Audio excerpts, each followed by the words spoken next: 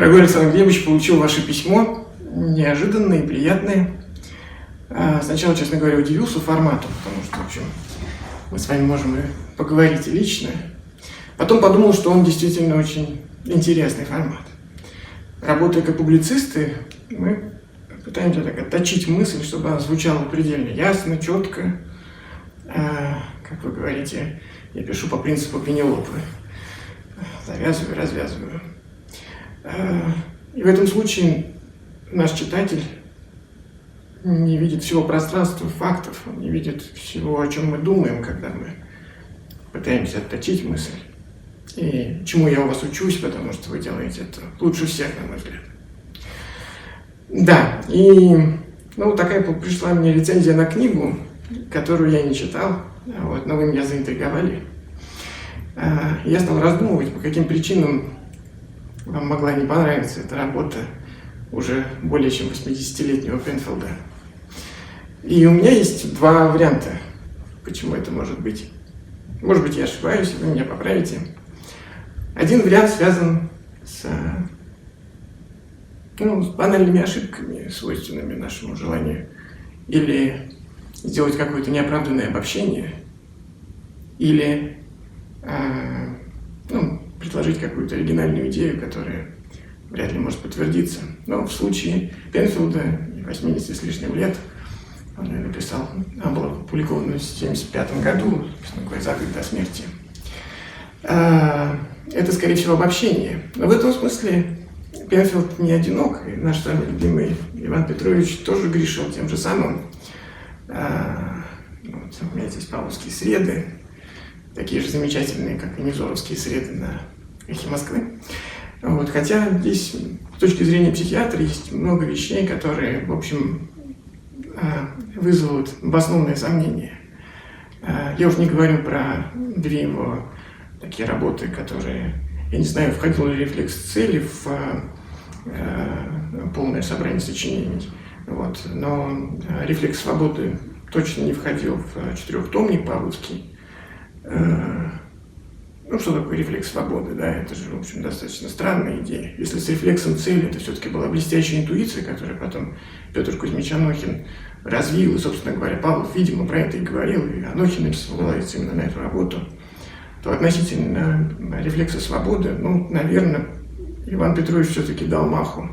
Как говорил Лев Маркович Викер, гений на то и гений, да, что наша задача перед гением, говорил он, исправлять его ошибки. Это наш долг. В этом смысле у Пенфилда тоже может быть что-то. С другой стороны, это же второй аспект. И это суть моего вопроса, который я бы хотел к вам обратить в этом нашем письме. Относительно религиозной составляющей. Мы знаем, что Иван Петрович учился в духовной семинарии. На старости лет, собственно говоря, крестился перед церквами. Возможно, он это делал, конечно, для того, чтобы насолить советской власти, но черт его знает. То, что касается Пенфилда, он в юности собирался принять сан, стать священником. Когда случились эти драматические события, вы рассказываете про то, как он переодевался, чтобы попасть в операционную. Это же было во Франции. Он ездил туда из Англии. И в 16 году, когда он переплывал Ла-Манш, переходил Ла-Манш на судне, немецкая торпеда ударила по этому кораблю именно в том месте, где стоял Пенфилд. Но рассказывают, что он летел вверх на 6 метров, упал контуженный, сломал огромную травму правого колена, еле отполз на корму, потом корабль затонул, его спасли. И Пенфилд говорит, что, видимо, Бог предназначил ему какой-то большой путь, и что-то важное он должен сделать. Конечно, для создателей тех замечательных книг, которые вы упоминаете, это звучит, с нашей точки зрения, совершенно как-то абсурдно. Что такое? Великий ученый, занимающийся мозгом, допускает такие странные, в общем, вещи. И собственно говоря, суть моего вопроса, из-за чего я переживаю. Почему-то дискуссия в отношении веры, религии, культов и так далее, она сейчас построена на дискуссии религиозного дискурса и научного дискурса. Но закономерно вам тоже часто в комментариях к вашим статьям формулируют это возражение, что столько было верующих. Эйнштейн говорит, Бог не играет в кости и так далее. Вот. Но мне кажется, что здесь как раз методологическая ошибка. Почему мы думаем, что религиозный дискурс надо опровергать научным дискурсом? Вообще, мне кажется, никак не связанные вещи. Наука говорит о том, что она исследует, она получает результаты. Да. Благодаря науке мы знаем, что так нелюбимые ваши функциональные магнитно-резонансные томографии, вы меня читали в свое время за материал на СНОПе, где я показывал эти картинки, действительно показывает, что любые механические практики вызывают те же возбуждение тех же зон мозга, что и молитва у католических монахинь. Да, наука имеет дело, с чем она имеет, но можем ли мы так опровергать веру? Вот какие-то религиозные суждения. И здесь вот у нас в интеллектуальном кластере мы сейчас открыли, у нас замечательный работает научно-популярный лекторий «Зануда». Да, вот. Мы также являемся площадкой, привечаем у себя курилку Гутенберга и щепотку соли. Это интересные молодежные проекты, где они говорят про науку, обсуждают это, господи, там, от полета на Марс до сексологии.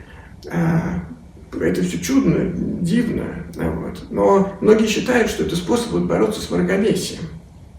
Наука способ бороться с мракобесием. А я думаю, вот киники, скептики,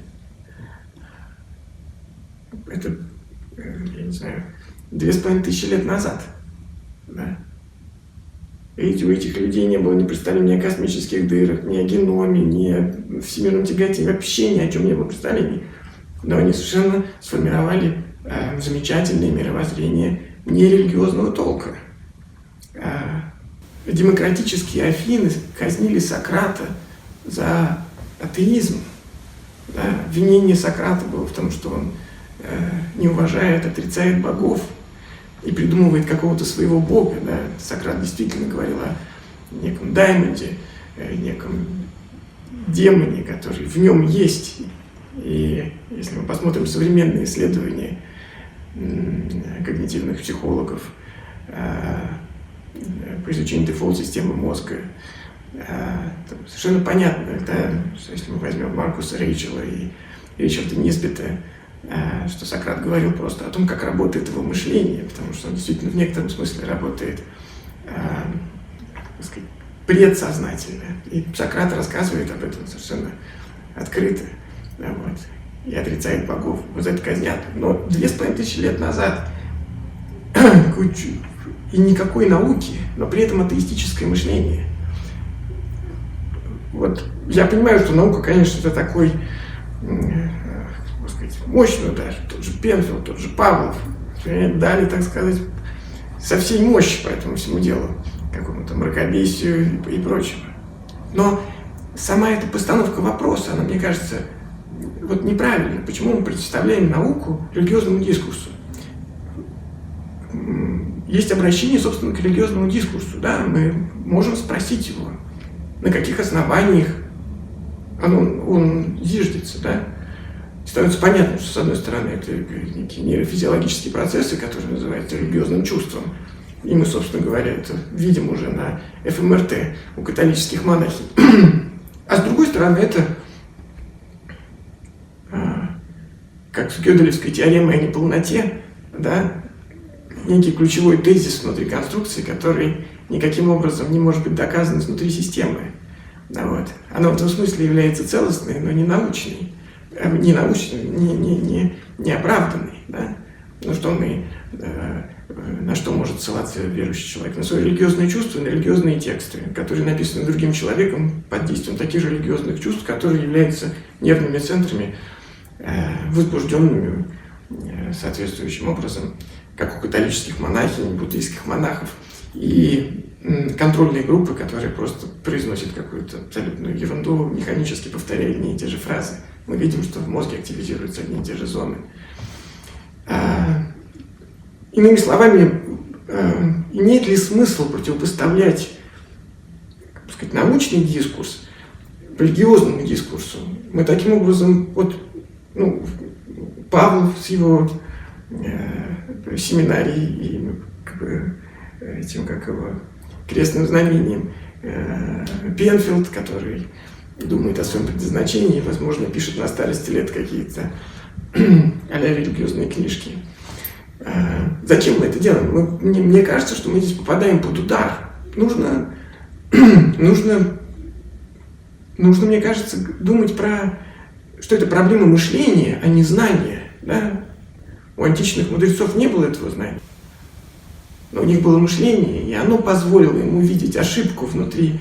Они увидели гёделевскую неполноту в религиозном дискурсе и разбили его, скептики, киники и Сократ, так сказать, поплатившийся за это жизнью. Мне кажется, это замечательно, что молодые люди хотят знать науку. Но важнее, чтобы они знали мышление. Да?